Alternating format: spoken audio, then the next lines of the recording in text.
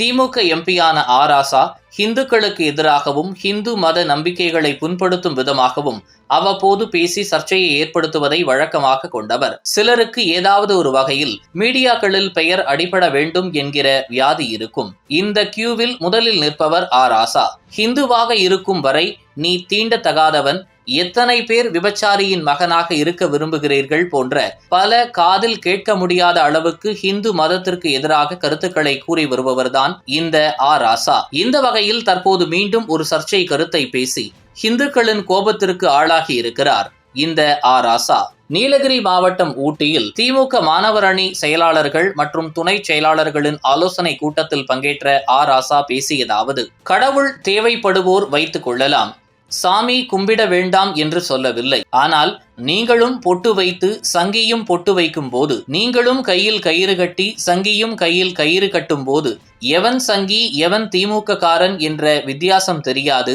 இதனால்தான் சொல்கிறேன், திமுக கரைவேட்டி கட்டும் போது பொட்டு வைக்காதீங்க என இவ்வாறு அவர் பேசியுள்ளார். கட்சி வேறுபாடின்றி நெற்றியில் விபூதி குங்குமம் இட்டுக்கொள்வது அனைத்து ஹிந்துக்களின் பழக்கம். தான் ஒரு உண்மையான ஹிந்து என்று அவர்கள் தங்களை அடையாளப்படுத்திக் கொள்கிறார்கள். தெய்வ நம்பிக்கையையும் பறைசாற்றுகிறார்கள். இவர்கள் எல்லோரும் அரசியலுக்கு அப்பாற்பட்டவர்கள். பழனி, திருப்பதி கோவில்களுக்கு சென்று வரும் பக்தர்கள் கடவுளை நினைத்து கைகளில் கயிறு கட்டிக் கொள்வது திமுக என்ற கட்சி தோன்றுவதற்கு முன்பு இருந்தே உள்ள வழக்கம். இதற்கும் அரசியலுக்கும் என்ன சம்பந்தம்? பாஜக கட்சியினர் கைகளில் கயிறு கட்டுவது அரசியல் அடையாளத்திற்காக அல்ல, தான் ஒரு தெய்வ நம்பிக்கை உள்ளவன் என்று காட்டிக்கொள்வதற்காக.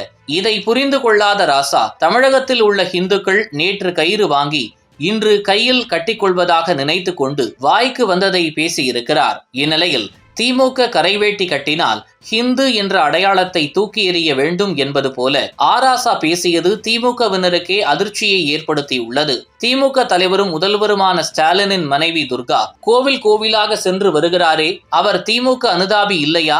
ஆராசாவின் பேச்சு தொடர்பாக திமுக அமைச்சரான சேகர் பாபுவிடம் செய்தியாளர்கள் எழுப்பிய கேள்விக்கு அது ராசாவின் தனிப்பட்ட கருத்து, தலைவர் அதாவது ஸ்டாலின் அதுபோன்று எதுவும் கூறவில்லை என்றார். திமுகவில் இருக்கும் ஹிந்து தொண்டர்களை பொட்டு வைக்க கூடாது, கயிறு கட்டக்கூடாது என்று பேசும் ஆராசா கரைவேட்டி கட்டிக்கொண்டு தொப்பி அணிந்து வரும் இஸ்லாமியர்களையும் சிலுவை அணிந்து வரும் கிறிஸ்தவர்களையும் இதுபோன்று கேட்க துணிவு உள்ளதா?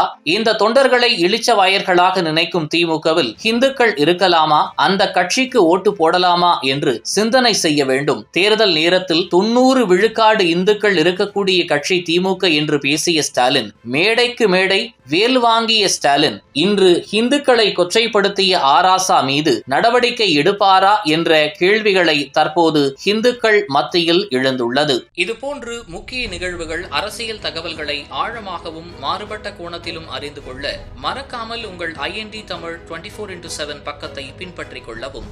உங்கள் ஒவ்வொரு ஆதரவும் இதுபோன்று பல நிகழ்வுகளின் பின்னணியை அறிய உதவும்.